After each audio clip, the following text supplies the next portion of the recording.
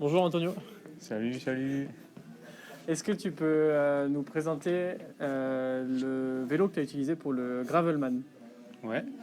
J'ai pris un Specialized Roubaix et j'en suis vraiment content. J'ai bien choisi mon vélo. Ce Gravelman, c'était une boucle normalement en route au Maroc, hein, donc je m'attendais à des routes abîmées. Mais c'était vraiment abîmé, hein. J'ai fait quand même beaucoup de gravel et du coup j'avais vraiment un top vélo pour ça, super confortable. Ok. Tu nous as parlé rapidement justement des routes, là. On va faire un petit aparté déjà. Explique-nous un peu déjà comment ça s'est passé rapidement. Mais dans tous les cas, on reviendra là-dessus plus tard aussi. Et surtout, quel était le format, quoi, en kilométrage, en journée. Alors à la base, on devait faire 680 km qui ont été réduits à 560 si je ne me trompe pas. Euh, pour des raisons de météo, il y a eu un premier col qui a été fermé à mi-route parce qu'il y avait des chutes de neige énormes. On montait le Toubkal, c'est le sommet le plus haut je crois du Maroc, hein, de l'Atlas, qui fait plus de 4000 mètres, donc on est en altitude. Et il y a eu des chutes de neige comme il n'y en a pas eu depuis 20 ans. Donc ça a déclenché beaucoup de problèmes derrière sur les routes, notamment des fontes de neige très rapidement, qui ont immergé des routes, tout ça. Donc on a dû. Et des cols qui étaient fermés. Donc au final, on a fait 560 km de route marocaine, donc parfois du super goudron, super lisse, comme on a un peu partout. Hein. Mais très souvent, de la route pas terrible. Et très souvent des parties en travaux, dans du chemin, du gravier. Des fois, tu as une route qui est en super bonne qualité, et puis tu as une portion tous les 300 mètres, il y a une portion de 10 mètres où c'est plus goudronné. Ouais. Donc tu es tout le temps sur les freins et tu prends tout le temps des trous, des choses qui te surprennent en fait. Donc il faut quand même des pneus et un vélo qui soit solide, quoi, si tu veux pas crever sans arrêt. Ok. Déjà, ouais, du coup, le Roubaix, bon, on le sait, hein, c'est un vélo confort à la gamme, mais aujourd'hui, tu arrives encore à le prouver avec l'épreuve que tu viens de faire. Au niveau de la démultiplication, justement, pareil, hein, c'est sur une épreuve longue distance, une épreuve quand même où il y a pas mal de dénivelé, tu l'as dit aussi, tu vas faire de la montagne, tu grimpes quand même pas mal de temps dans la journée. Qu'est-ce que tu avais comme démultiplication? Ok, on verra plus tard. J'avais ce qui se fait de. J'ai pas compté, mais j'ai regardé avant donc je m'en rappelle plus. Mais grosso modo, j'avais ce qui se fait de démultiplication la plus facile pour ce qui se fait sur un vélo de route. Hein. Au niveau des pneus, c'est souvent pareil des questions qui reviennent sur les longues distances. Savoir quelle pneumatique utiliser, quelle section utiliser, la pression aussi qu'on met dedans pour être plus ou moins confort et surtout limiter le risque de crever. Déjà, question fatale, mais je sais déjà ta réponse. Est-ce que tu as crevé? Ouais, j'ai crevé un bon paquet de fois, mais j'ai crevé, c'est pas à cause des pneus, c'est à cause des chambres à air. J'ai fait une grosse erreur avant de partir, c'est que j'ai choisi mes pneus au tout dernier moment. J'ai pris une section de pneus en 32, ce qui était parfait pour ce que j'ai fait. Mais j'ai fait la fatale erreur de garder mes chambres à air qui étaient faites pour des pneus en section de maximum 28. Donc du coup, ça a un peu étiré et à chaque fois, j'ai crevé au niveau de la valve. Ça a tiré trop sur la chambre à air et du coup, j'ai toujours percé à ce niveau-là.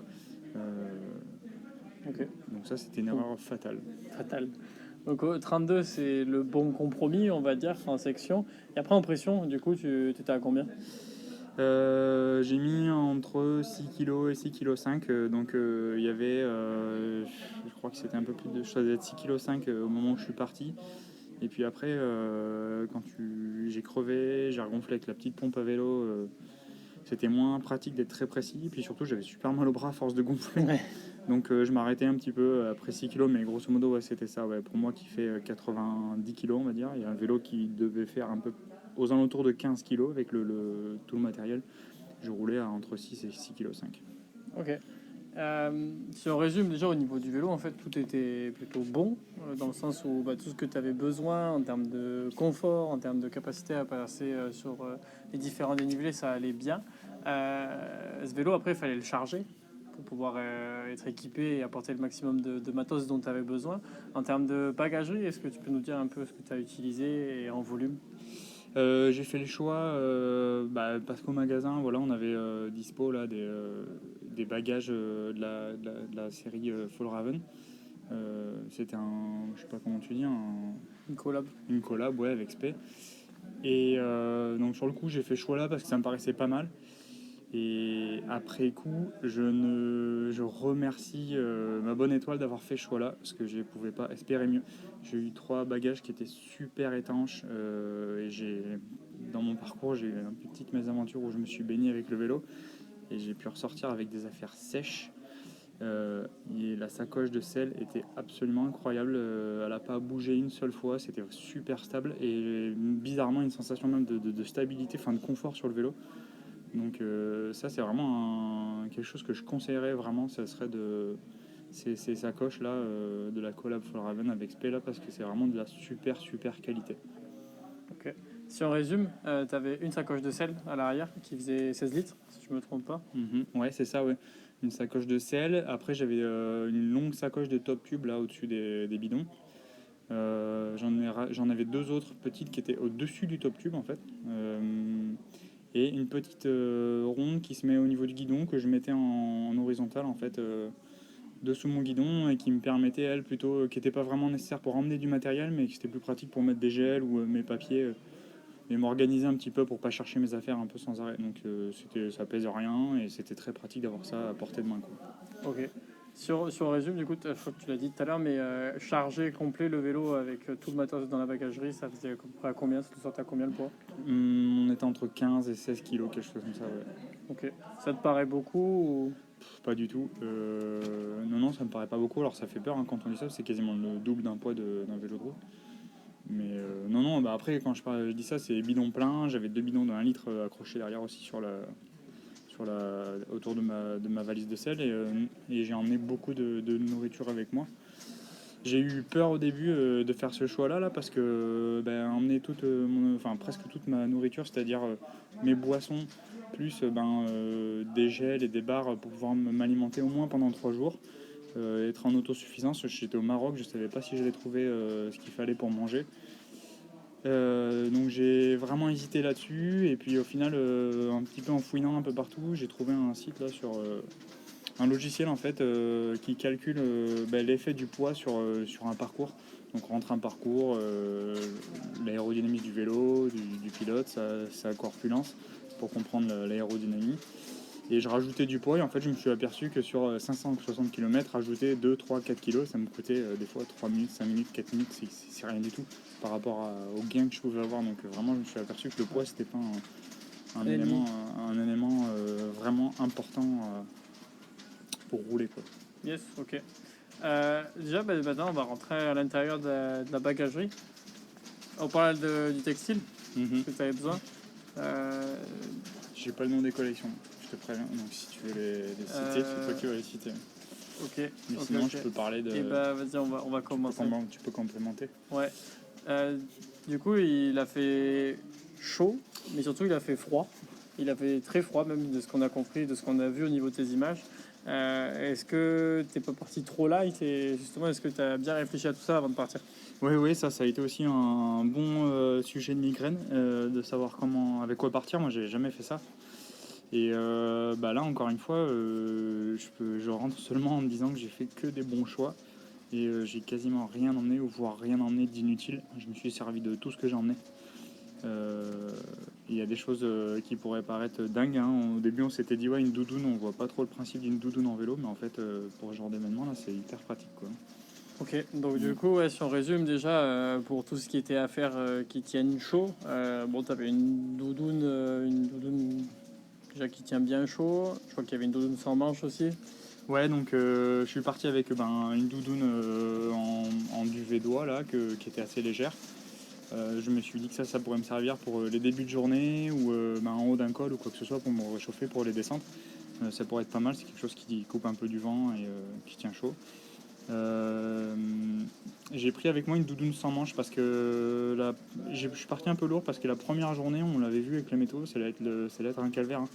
On allait rouler avec des températures qui avoisinaient les zéros, avec une météo horrible, hein, avec la chute de neige, chute de pluie selon l'endroit où on était, parce que ça oscillait pas mal l'altitude. Donc je suis parti avec cette doudoune sans manche en disant je vais rouler avec la première journée et elle sera sûrement trempée en fin de première journée, je la donnerai à quelqu'un. à qui ça fera plaisir, mais en fait je l'ai gardé tout le séjour, enfin tout le voyage, et ça m'a bien servi. C'était quand même pas mal d'avoir quelque chose de chaud pour me chauffer le tronc. Ouais, ok. Ouais, Si on reste sur le haut du corps, je vois qu'il y a du sous-maillot et je vois aussi qu'il y a une veste spé de la gamme Prime avec un intérieur en Polartec. C'est toujours pareil, des choses qui t'ont bien servi toute la journée. ouais, c'était fabuleux cette veste-là. Elle tient vraiment chaud malgré le poids qu'elle fait, donc c'est un super rapport chaleur-poids. J'avais en dessous encore, j'avais donc l'option d'un maillot manche longue en mérino, aussi de la gamme Spey. Et avec ça, je mettais donc cette fameuse veste Prime là, en Polartec, hein, c'est ça, Ouais, qui me tenait vraiment chaud. Et par-dessus, donc ça me permettait de rouler souvent quand ça roulait à plat et que je forçais un petit peu. Par-dessus, je pouvais mettre ma doudoune ou j'avais, mais qui n'est plus là, un coupe-vent que j'ai perdu sur l'événement là, suite à une petite mésaventure, qui était un coupe-vent, enfin c'était une veste en étanche, en Gore-Tex. Donc c'était vraiment finalement juste avec un petit maillot en Merino et cette veste là, j'avais suffisamment chaud. J'ai pris la même veste en Polartec mais sans manche, qui m'a servi mais qui n'était pas vraiment nécessaire. Maintenant je pense que c'était une surcharge on parle de à mon avis 100 ou 200 grammes, donc c'était vraiment pas grave quoi, que j'ai emmené ça avec moi. bien sûr. Ok. Si on parle des extrémités, on voit deux paires de gants, deux paires de chaussettes et sur chaussures, deux paires de gants, tu avais quelque chose d'assez light et d'hiver. Ouais, donc j'ai pris du coup une paire de gants pour les grands froids, hein. C'est quelque chose avec lesquels je fais du ski, qui n'était pas très confortable au niveau du rembourrage des mains, donc ça je l'ai senti un peu en fin de parcours là, mais par contre j'avais pas froid du tout. Et après une autre paire de gants vraiment rembourrés et qui me protégeait vraiment sur les appuis de la main, et notamment j'avais très peur d'écraser un peu le nerf médian là sur la main et perdre un peu de sensibilité au bout des doigts. Je sais que ça arrive assez souvent. Ça m'est arrivé sur une première sortie, un premier test avant cette course-là que j'avais fait sur 2 journées où j'ai fait 4-5 km, et j'ai mis quasiment 3 semaines à retrouver la sensation dans le petit doigt. Donc ces petits gants-là, ils m'ont servi quasiment ceux qui m'ont servi le plus, hein. Donc j'avais ces deux paires de gants, pareil, des paires de chaussettes en mérino, les deux, une plus épaisse que l'autre, donc une pour les températures très froides et l'autre pour les journées un peu plus chaudes. Ça respire super bien le mérino. Et puis, oui, les surchaussures en Gore-Tex aussi, étanches et un peu grosses, mais qui étaient très bienvenues aussi, qui m'ont protégé du froid tout le long. Ok. Et ça, c'est toute la partie haute et extrémité. Sur les jambes, deux cuissards. Pareil, là, c'est des conseils qu'on avait pu t'apporter au magasin avec ce qu'on peut C'est rouler clair, ou ouais. autre. Cuissard long, cuissard court sur des gammes SL, donc sur les versions les plus hautes en gamme chez Specialized, ce qui apporte aussi un niveau de confort quand même déjà très important. C'est des choses, pareil, sur lesquelles on revient souvent sur l'ultra distance. L'appui sur la selle et le confort qu'on peut apporter là sur ces 3 jours de roulage. Qu'est-ce que tu as pu en penser? Que du bien, et c'est même surprenant. J'ai juste été, il y a vraiment, je crois que ça a été ma plus grosse surprise, c'est d'arriver à faire du vélo sans aucune douleur. Je pense pas que je pense que c'est multifactoriel, hein. Ça vient pas que du cuissard, mais c'est clair que le cuissard SL long, là j'en ai pris un long pour cette première journée. Il est fabuleux, hein. J'ai roulé, il tient vraiment chaud, il respire beaucoup aussi. Quand il pleut un peu, ça reste un petit peu étanche, donc on n'est jamais mouillé. Donc ça, c'était vraiment un choix que j'avais fait de ne pas prendre au début, et je me suis laissé influencer par d'autres coureurs au départ que j'ai vu partir en long. Et au dernier moment, je l'ai mis, et je regrette pas d'avoir fait ce choix-là. Et après, en plus, j'ai pris un cours plus adapté aux températures chaudes, mais que j'ai accompagné de jambières, en cas où ça soit pas assez chaud, que j'ai utilisé aussi. Et c'était vraiment top, mais le confort de ces deux cuissards là, je l'associerais beaucoup aussi au fit qu'on a fait avec Franck, au choix de selle et au réglage du vélo, parce que vraiment c'était assez une surprise pour moi d'arriver à faire du vélo, et en plus longtemps sans avoir réellement aucune douleur, quoi. Ok, ouais. Bon, super intéressant ça aussi là-dessus. On parlait justement des points de confort. Les chaussures, c'en est un aussi. Chaussures pédales. Du coup, ouais, en pédale, tu utilisais les Garmin Rally. Mhm. Chaussures, on est sur les gammes S-Works, ça doit être les gammes, c'était S-Works 7 sur celle-ci. Ok. Qu'est-ce que t'en as pensé? Bah pareil, c'est un peu fan hein, ce que je dis, mais tout était parfait. Et, bah, les pédales, après ça c'est très personnel, mais je pense que c'était je peux pas dire que c'était un truc que je voudrais pas, la pièce avec laquelle je voudrais pas partir, parce qu'il y a beaucoup de choses avec lesquelles je voudrais je voudrais ne pas partir. Ouais. Je sais pas si c'est français ce que je viens de dire, mais on comprendra. Mais ouais, les capteurs de puissance, c'était vraiment pour moi hyper important et pour gérer mon effort. Et les pédales, les chaussures derrière, pardon. Pareil, vraiment fabuleux, ça, c'est vraiment agréable. J'ai roulé un petit peu avec avant de partir, et elles sont super confortables, très faciles à fermer, très légères. On sent vraiment qu'on transmet bien. Enfin, il n'y a pas de perte de puissance, hein, tout passe dans la pédale. Et non, c'était top. Ouais. Et elles sont Ok. pas à la fois trop. J'ai pas eu froid, j'ai pas eu chaud quoi. Malgré les variations de température où j'ai pu rouler, comme je disais, aussi bien en dessous de zéro que parfois des journées à plus de 25 degrés quoi. Ouais. Donc c'est pas très extrêmement chaud, mais juste dans ce créneau-là, en tout cas, c'est vraiment la paire de chaussures qu'il me fallait. Bon, top. Au niveau justement de choses pareilles, pédales chaussures, des fois on voit aussi certaines personnes qui roulent avec pédales chaussures plutôt orientées VTT, tout simplement hein, pour aussi le confort de pouvoir se déplacer à pied, voilà, s'il y a besoin de poser pied régulièrement au sol, etc., d'être plus facile à marcher. Est-ce que c'est des choses sur lesquelles tu as ressenti le besoin ou... Non, malgré tout, c'était un parcours route, hein, donc j'ai pas eu besoin de beaucoup marcher. Si j'avais dû porter mon vélo pendant des heures, effectivement, peut-être que j'aurais préféré une chaussure plus orientée tout terrain. Mais là, non, du tout. C'était vraiment la chaussure adaptée Ok, ouais, à l'événement, ouais, ça c'est clair. Ouais. bon, top. Si on parle de l'aspect hydratation et nutrition, on sait que c'est deux aspects sur lesquels toi tu es, on va dire, très pointu et tu essayes vraiment de faire attention parce que Ouais. on le sait, hein, c'est ce qui fait tourner la machine et derrière, c'est ton principal carburant dont on a besoin. Mm. Au niveau hydratation, on a 2 bidons de 720 sur le Oui. 720. Hein. Oui, c'est ça. Ouais. Ça t'a suffi? Est-ce que tu Alors, aurais besoin j'ai de pris les 2 plus? bidons. J'avais rajouté derrière, avec un petit stabilisateur, j'avais réussi à remettre 2 porte-gourdes sur la sacoche arrière avec 2 bidons d'1 litre. Je me rappelle plus la marque, je crois que c'était des Eiffel, quelque chose comme ça.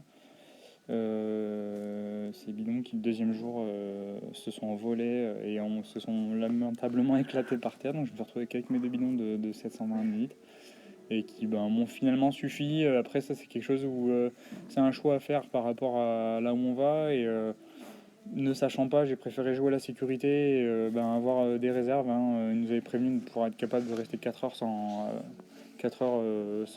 pouvoir ravitailler. Donc bon, là j'étais large, c'était trop d'avoir 2 bidons derrière. Au Maroc, on arrive enfin du moins là où on a roulé dans la classe, c'est possible de racheter des bouteilles d'eau sans arrêt en fait. Toutes les 2 heures, on peut trouver un petit magasin où on peut Et se acheter de l'eau. ravitailler. Ouais, donc c'est largement suffisant. Ok. Donc dans le doute, je roule avec les 2 bidons. Plus souvent, j'avais en réserve 2 petites bouteilles dans le dos que je mettais sur le maillot ou dans la veste au cas où quoi. Ok. Au niveau justement apport nutritionnel dans l'eau, t'avais quelque chose aussi, ouais. Ouais, donc je me suis emmené des boissons et j'ai pris avec moi des gels et des barres. Donc ça fait un peu geek là de parler comme ça, mais en fait je suis parti dans l'idée d'avoir au moins 60 grammes de glucides par heure de, sur la course. Donc du coup ouais, j'avais 2 boissons différentes avec lesquelles que j'ai l'habitude d'utiliser. Et j'avais des barres pareil, des barres un peu faites à base de dattes et des gels, dont un gel avec un peu de caféine dedans que je prenais un petit peu plus tôt le matin, pas l'après-midi, pour éviter d'avoir des problèmes pour m'endormir le soir. Je suis assez sensible avec ça. Et au niveau de l'hydratation, j'avais pris avec moi une solution pour filtrer de l'eau parce que au Maroc on peut pas boire l'eau au robinet. Et pareil, j'étais pas trop sûr de ça là. Je savais pas si on allait arriver à trouver des bouteilles d'eau à acheter. Donc je m'étais dit, je vais prendre une poche un peu de Camelback et avec une solution avec un filtre qui filtre les bactéries. Mais je n'ai pas du tout utilisé, donc ça, j'ai transporté ça pour rien. Mais bon, à la fois, je voulais pas prendre le risque de me retrouver dans une situation. T'intoxiquer. Voilà, c'est Ouais, ça. ouais. Ouais. Ok. Yes. Pareil, du coup, au niveau de la nutrition, ça, c'est des choses sur lesquelles tu as pu te ravitailler régulièrement. Alors, on a compris que tu avais tout ce qu'il te fallait pour être autonome, on va dire, sur ton roulage, mais à côté, hein, sur tes repas, etc., tu as pu quand même trouver ce qu'il te fallait. Ouais, pour ça c'est super facile au Maroc. Il y a vraiment des magasins un petit peu partout. On peut s'acheter des conneries à manger. Après, moi j'ai mangé, ça tout le monde est différent, hein. Moi je me suis tenu à ce que j'avais emmené et un petit peu pour changer un petit peu le goût de temps en temps la journée. J'ai pu manger des chips, des sneakers, des barres chocolatées, ce genre de trucs. Ça c'était pendant la journée. J'ai jamais trop fait d'excès ou pris le risque un petit peu d'avoir des problèmes d'intestin là, pendant la journée. Et puis le soir, ouais, partout au logement, c'est assez facile de se nourrir. Ouais, Ok, non, aucun problème de ce côté-là. nickel. Tu as roulé 2 jours et tu as aussi roulé de nuit. Mm. Donc, qui dit de nuit dit éclairage, Oui. avant-arrière. Pareil, est-ce que du coup, là, je vois que tu avais un combo à l'avant frontal plus éclairage sur le cintre Oui. et à l'arrière le Garmin Varia. Ouais, est-ce que ça t'a suffi en lumens? Qu'est-ce que ça représente si tu le sais? À l'avant, non, c'est 1200 lumens, cette lumière-là. Là. Ça m'a largement suffi, mais je l'ai doublé avec une frontale. C'est toujours bien d'avoir deux lampes, hein, en secours. Ça m'a servi. Une Black Diamond là, qui fait 700 lumens. Qui fonctionnait avec des piles double A si je me trompe pas, et ça c'est pratique, j'en ai eu besoin à un moment donné et j'ai pu acheter des piles quelque part. Et en backup, un peu en solution, j'avais une batterie externe de recharge qui pouvait recharger un peu tout, si bien mon téléphone que mon GPS, et cette batterie elle se branche aussi sur ma lampe frontale, donc j'avais vraiment un peu trois roues de secours pour l'éclairage avant. Et à l'arrière, donc effectivement le Garmin Varia là, qui, encore une fois, c'est un truc que je voudrais plus rouler sans parce que il prévient. Et en fait, j'étais prévenu systématiquement quand il y avait un véhicule qui arrivait derrière moi par une sonnerie. Je le voyais sur le GPS, je savais combien de véhicules arrivaient. Et lui se met à clignoter d'une façon différente pour vraiment alerter l'automobiliste qu'il y a un vélo qui est là, des fois qu'ils sont un peu dans la lune. Et j'ai eu aucune mauvaise surprise avec ça. Et ça, c'est aujourd'hui, on sait que sur la route, ça peut être quelque chose qui arrive, hein, de se faire taper par une bagnole. Donc ça, c'est vraiment un élément de sécurité, mais absolument primordial et qui me ferait peur de ne pas utiliser. Donc j'étais vraiment content de l'avoir. Ouais. Cool. Sur le... Vas-y. Tout ça, ouais, associé avec un compteur Garmin. J'avais le Edge 1030 Plus, Ouais. et qui est pareil, super bien parce qu'il est très lisible.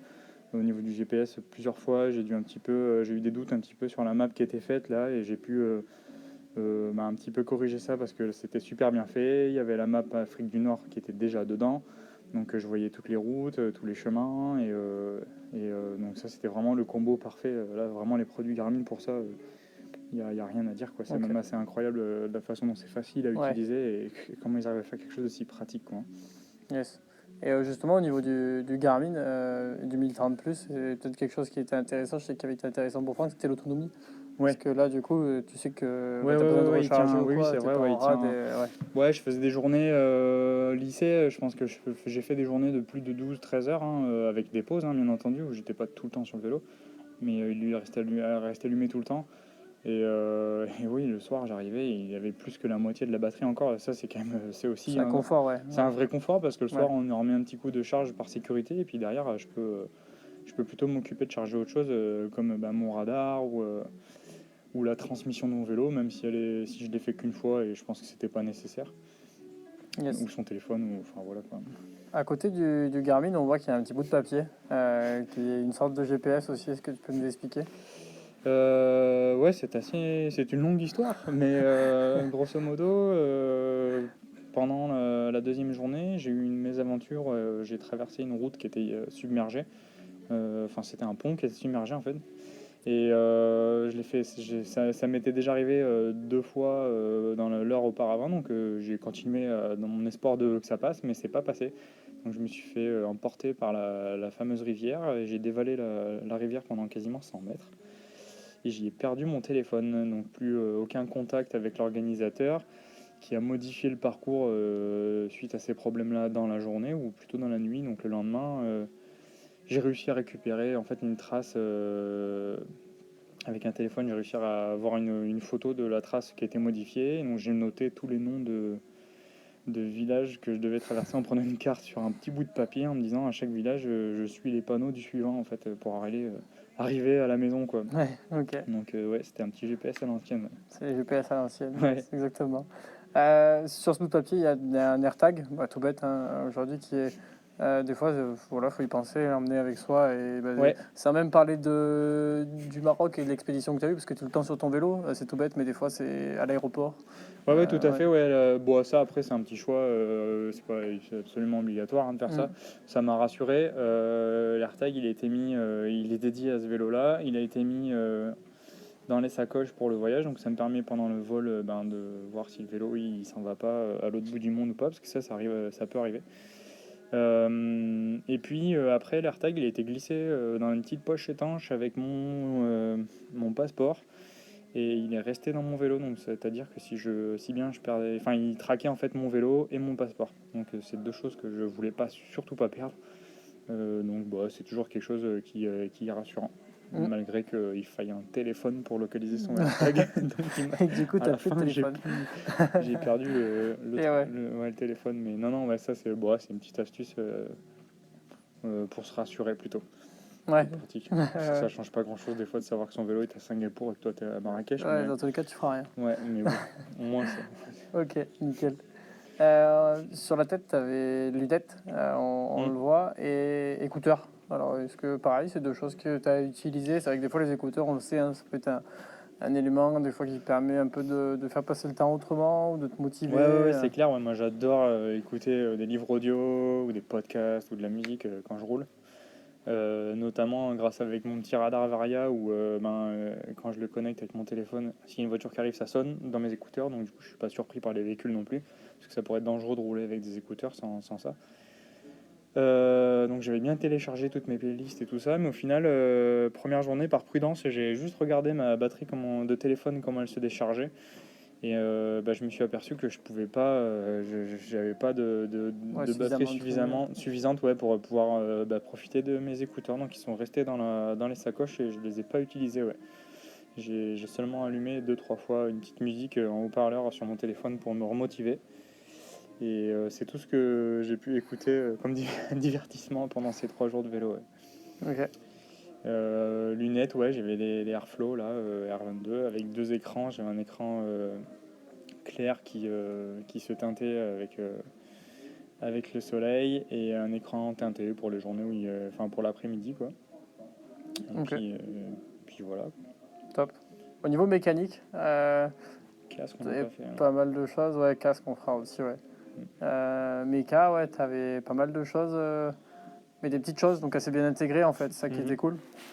J'avais une pompe, la pompe SP là, qui était accrochée à mon porte-bidon, qui s'est avérée fabuleusement utile et quand même bien faite, parce qu'on arrive à gonfler à haute pression, je peux pas dire sans trop d'effort, c'est une pompe, mais il n'y a pas de magie, mais sans problème par contre. Et j'avais un multitool avec lequel je pouvais dériver une chaîne, démonter un pneu, il y avait 2 démonts de pneus dessus, et puis un petit peu toutes les clés pour agir sur le vélo s'il y avait besoin. Mais j'ai eu de la chance, j'ai utilisé que les démonts de pneus. Et les rustines. Et les rustines, pardon, ouais, effectivement, ouais, j'avais emmené un peu de rustines au cas où. Et elles m'ont bien servi, ouais, les rustines, ouais. Et en troisième chose un peu mécanique, j'avais emmené un petit flacon d'huile de chêne, qui est un truc à ne surtout pas oublier, surtout sur un voyage de 3 jours là, et encore plus quand la météo est mauvaise. Et j'ai fait la terrible erreur de vouloir prendre une huile de chêne céramique qui est vendue pour surtout pas perdre de watts, et c'était une belle connerie. Et j'aurais mieux fait de prendre une huile de chêne classique en fait, avec laquelle j'aurais pu graisser ma pompe qui avec la boue c'est un peu enrayé. Et ma chaîne, appréciée cette huile-là, mais finalement une huile plus classique aurait été plus adaptée à mon voyage là. Ouais, ok. Et beaucoup moins cher en plus. Ok. Mano aussi, ouais, parce que tu surveilles, mais parce que t'avais ouais, j'ai pris Mano. C'est logique aussi, ouais. Mano pour pas me tromper, parce qu'à la main tu peux pas savoir à combien tu gonfles, donc ça pèse 3 grammes, j'avais de la place, donc je me suis dit je vais pas prendre le risque de faire 10 crevaisons parce que je jauge mal ma pression. Et je crois en dernière, ce qu'on n'a pas fait. Le casque. On a le casque, mais aussi le pot de crème Noc Ah ouais, que j'ai mis. Après, je pense qu'il y a plein de crèmes pour mettre sur les chamois, mais moi j'étais habitué à ça depuis toujours. Ça marche super bien. Ça se trouve en pharmacie là. Et donc, du coup, ça, c'est pareil. Je partirais pas sans non plus, même si Ok. j'ai pas énormément souffert d'irritation. Ça, je pense que c'était un nécessaire à avoir quand même, par prévention, quoi. Ouais, bien ça. À savoir que j'ai eu de terribles irritations et que ça a été très dur. Et j'ai été très surpris parce que j'ai eu très mal aux pieds les 2 jours après l'événement. Alors j'arrivais à marcher, mais au niveau des cales, par contre, j'étais pas habitué à passer autant de temps à pousser sur les pédales et du coup j'ai eu super mal aux pieds. En casque, du coup, tu as roulé avec le Specialized et Sparks Prevail. Pareil, en ressenti, confort. Super léger, super confortable, hyper pratique là pour mettre les lunettes aussi, rien à dire, trop bien ce casque là, vraiment trop bien. Top. Ouais. Je crois bien qu'on a fait le tour. Donc ça fait quand même, tu vois, c'est étalé devant nous. Ça fait quand même du matos. Ouais, ça fait on a oublié de parler de la casquette de graveleur. Super important, Mm. en effet. On n'a pas parlé, puis jaune poussin. Ouais, jaune poussin, Très ouais, importante. qu'on m'a fourni au départ. Je suis parti sans et puis je me suis dit merde, je suis pas un mec de gravel si je la mets pas. Donc tu as porté ta casquette jaune poussin Voilà, pendant 3 jours. et je la laverai jamais. Elle porte bonheur celle-ci Ouais. maintenant. Top. Euh, Au niveau de tout ce que tu as emmené, parce que là on fait vraiment un sujet là-dessus, est-ce que tu aurais un conseil à donner, un ou plusieurs conseils sur sa préparation de matériel? C'est souvent des choses sur lesquelles on se pose des questions parce que on a peur de trop ou pas s'en emmener, qu'il nous Mm. manque quelque chose ou quoi. Est-ce que vraiment là tu as un conseil en amont dans la préparation? Bah déjà d'utiliser tout le matériel avant de partir. Ça, je pense que c'est un conseil vraiment nécessaire. D'écouter finalement son shop local. Normalement, ils sont assez compétents pour renseigner. Ils ont quand même l'expérience. Ils ont déjà des clients qui sont partis faire ce genre d'aventure, bien souvent. Et après, je sais pas si c'est un conseil ou si c'est moins un tic un peu que j'ai, mais j'aime bien étaler toutes mes affaires un petit peu par terre avant de partir et passer devant et regarder, des fois ajouter un truc, enlever un truc, dire tiens ça c'est nécessaire, tiens ouais ça j'en aurais besoin. Et puis après ça se modifie aussi en fonction de la météo. Donc à la limite ouais ça serait peut-être ça d'avoir gardé sous visu facilement, là, de mettre quelque part dans la maison, étaler son sac par terre et d'avoir d'un coup d'œil en fait savoir tiens j'emmène tout ça et puis petit à petit d'en enlever ouais. Ok, cool. Peut-être d'en enlever, ouais. C'est peut-être la règle, ouais. De pas vouloir être trop confort, mais pas non plus vouloir trop faire l'aventurier Et partir sans rien. et partir sans rien parce que là, moi, ça aurait été vraiment pas sympa, quoi. D'ailleurs, il y Ouais. a eu beaucoup d'abandons parce que des gens Manquer. ont pas supporté les conditions en vélo. Ça a surpris du monde là, enfin, j'ai reçu beaucoup de messages. En tout cas, je sais pas si ça a surpris du monde, mais les conditions qui étaient froides, humides, tout ça.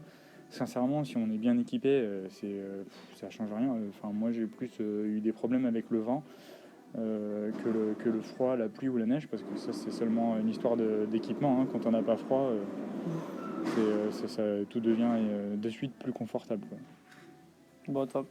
Euh, Vu l'état de tout, il reste plus qu'à tout bien laver Mm. et qu'à repartir rouler, hein. Exactement, ouais. J'ai déjà réfléchi à la prochaine aventure. Ça C'est m'a bien parfait. accroché, ouais. Ok. Aventure route ou aventure VTT le prochain coup? Prochain coup, je vais quand même. Moi, j'aime bien changer, donc je vais aller faire une petite aventure VTT d'abord, un peu plus longue et peut-être un peu plus intense. Nickel. Merci, Tonio. De rien, pas de problème, Zo.